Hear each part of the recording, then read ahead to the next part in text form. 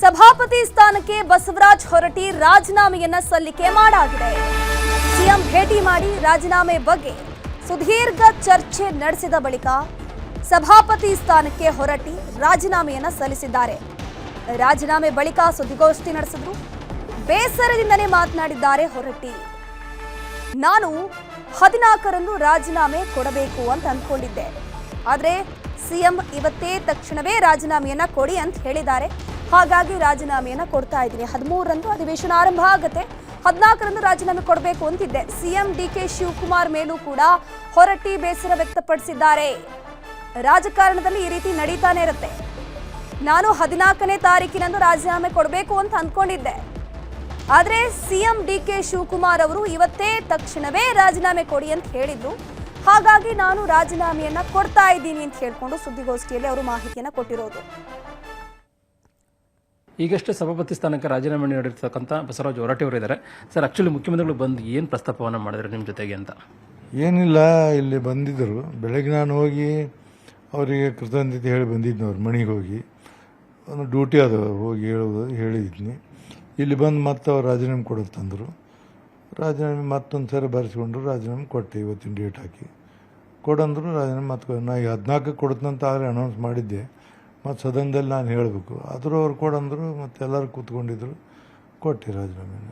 Sir, ನಿಮ್ಮಂಥ ನಾಯಕರು ಒಂದು ನಿಮ್ಮದೇ ಆದಂಥ ಅನುಭವದಲ್ಲಿ ಸದಸ್ಯರ ವಿಶ್ವಾಸ ತೆಗೆದುಕೊಂಡು ಅವ್ರಿಗೊಂದು ಅಭಿಮಾನವನ್ನು ಸಲ್ಲಿಸಿ ಧನ್ಯವಾದ ತಿಳಿಸಿ ಒಂದು ಸಂಪ್ರದಾಯ ರಾಜೀನಾಮೆ ಕೊಡೋದು ವಿಚಾರದಲ್ಲಿ ಏನಾದರೂ ಒತ್ತಡಕ್ಕೆ ಮಾಡಿದ್ರೆ ರಾಜೀನಾಮೆ ಕೊಟ್ಟರೆ ಹೊರಟ್ಟಿ ಅವರು ಅಂದರೆ 14ನೇ ತಾರೀಕು ಮಾಡಬೇಕು ಅಂತ ಅಂದ್ಕೊಂಡಿದ್ದಾಗ ತಕ್ಷಣವೇ ಮಾಡಬೇಕು ಅಂತಂದ್ರೆ ಏನಾದರೂ ಒತ್ತಡ ಬಂತ ಸರ್ ನಿಮಗೆ ಮುಖ್ಯಮಂತ್ರಿಗಳಿಂದ? ಇಲ್ಲಿ ಮುಖ್ಯಮಂತ್ರಿಗಳು ಕೂತ್ಕೊಂಡು ಹೇಳಿದಾಗ ನೀವೇನು ಅದಕ್ಕೆ ಒತ್ತಡ ಅಂತೀರೋ ಮತ್ತೆ ಅಂತೀರ?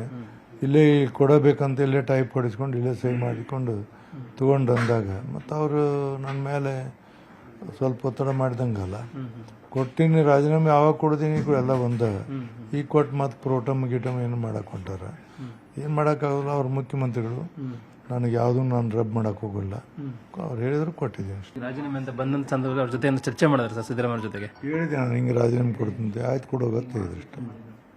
ಹಿಂದೆ ಪ್ರತಾಪ್ ಶೆಟ್ಟಿ ಅವ್ರಿಗೂ ಕೂಡ ಅವ್ರನ್ನ ಇಳಿಸ್ಬೇಕಂತ ಸಂದರ್ಭದಲ್ಲಿ ನೀವು ತಾವು ಕೂಡ ಸೈನ್ ಹಾಕಿದ್ರಿ ಅನ್ನೋದು ಕಾಂಗ್ರೆಸ್ ಬಿಡಿ, ಅದೇನು ನನಗೆ ಗೊತ್ತಿಲ್ಲ.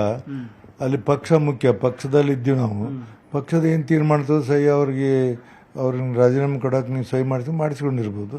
ಪಕ್ಷ ಏನು ತೀರ್ಮಾನ ಮಾಡ್ತಾ ಆ ತೀರ್ಮಾನಂತೆ ನಾನು ಮಾಡಿರ್ಬೋದು. ಅದರಿಂದ ತಕ್ಷಣಕ್ಕೆ ಹೇಳಿದ ಕೂಡಲೇ ರಾಜೀನಾಮೆ ಕೊಡುವಂಥದ್ದು ಅಂದರೆ ನಿಮ್ಮದೇ ಆದಂಥ ಅನುಭವದಲ್ಲಿ ಏನು ಹೇಳ್ತೀರಿ ಸರ್? ಅಂದರೆ ಸದನದಲ್ಲಿ ಕೊಡಬೇಕು ಅನ್ನುವಂಥದ್ದು ಅಥವಾ ಏನಾದರೂ ಪ್ರಮೇಯ ಇಲ್ಲ ಅಂತ ಹೇಳ್ತೀರಿ? ಇಲ್ಲ, ಏನಂದ್ರೆ ಆ್ಯಕ್ಚುಲ ಸದನದಲ್ಲೇ ಕೊಡಬೇಕು ಇಂಥ ಪ್ರಸಂಗ ಬಂದಾಗ. ಇಲ್ಲಿ ಇಂಡಿವಿಜುವಲ್ ನನಗೇನಾದರೂ ಅಡಚಣೆಗಳು, ನನಗೇನೋ ವೈಯಕ್ತಿಕ ಪ್ರಾಬ್ಲಮ್ ಇದ್ರೆ ಇಲ್ಲಿ ಕೊಡ್ಬೋದಾಗಿತ್ತು. ಏನೂ ಇರಲಿಲ್ಲ. ಸದನದಲ್ಲಿ ಕೊಡೋದು ಪದ್ಧತಿ ಇರ್ತೈತಿ, ಅಲ್ಲಿ ಹೇಳಿ ಕೊಡೋದು ಇರ್ತೈತಿ. ಅದು ಆಗಲಿಲ್ಲ. ಇಲ್ಲಿ ಕೇಳಂದ್ರೆ ಇಲ್ಲೇ ಕೊಡಂದ್ರೆ ಕೊಟ್ಬಿಟ್ಟು.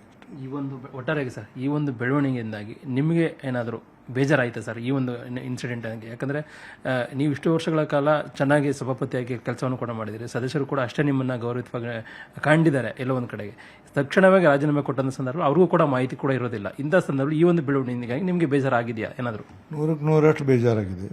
ಸಹಜ ಇರ್ತದೆ ಬೇಜಾರಾಗೋದು. ಯಾಕಂದ್ರೆ ಒಮ್ಮಿಂದೊಮ್ಮಿಗೆ ಏನೂ ಕಾರಣಗಳಿಂದ ಇಂಥ ಘಟನೆ ನಡೆದ್ರೆ ಬೇಜಾರಾಗ್ತಿದೆ. ಮತ್ತು ನನಗೆ ಈಗ 15 ದಿವಸದಿಂದ ಏನೂ ಗೊತ್ತಿರಲಿಲ್ಲ.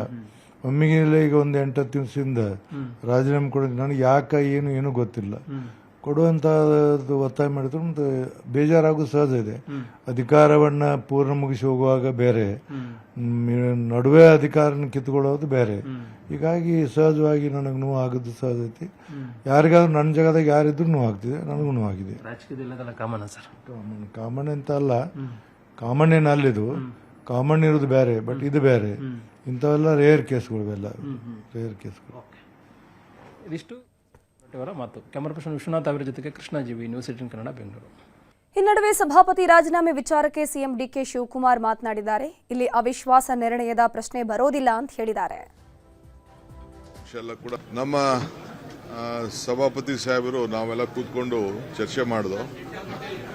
ಅವರಿಗೆ ರಾಜಕೀಯದ ವಾಸ್ತವಾಂಶ ಎಲ್ಲ ಕೂಡ ಅರಿವಿದೆ. ಸೊ ಅವರೇ ಬಹಳ ಗೌರವದಿಂದ ಇವತ್ತು ರಾಜೀನಾಮೆಯನ್ನು ಸಲ್ಲಿಸಿದ್ದಾರೆ. ರಾಜೀನಾಮೆ ಕೂಡ ಈಗಾಗಲೇ ಅವರು ಸಲ್ಲಿಸಿ ಅಕ್ಸೆಪ್ಟ್ ಆಗಿ ನಾನೇ ಅವ್ರಿಗೆ ರಿಕ್ವೆಸ್ಟ್ ಮಾಡ್ಕೊಂಡಿದ್ದೀನಿ, ಗವರ್ನರ್ಗೆ ಬರಿತಾ ಇದ್ದೀನಿ.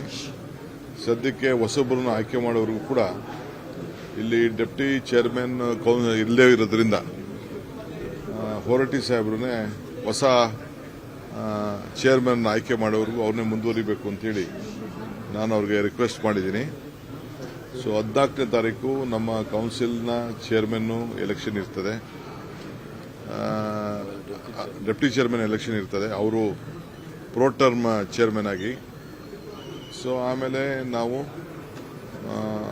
ಡೆಪ್ಟಿ ಚೇರ್ಮನ್ ಆದಮೇಲೆ ಅವತ್ತು ಸಾಯಂಕಾಲನೇ ಕೌನ್ಸಿಲ್ ಚೇರ್ಮನ್ನ ಆಯ್ಕೆ ಮಾಡುವಂಥ ಪ್ರಕ್ರಿಯೆಯನ್ನು ನಾವು ಇಟ್ಕೊಂಡಿದ್ದೇವೆ. ನಮ್ಮ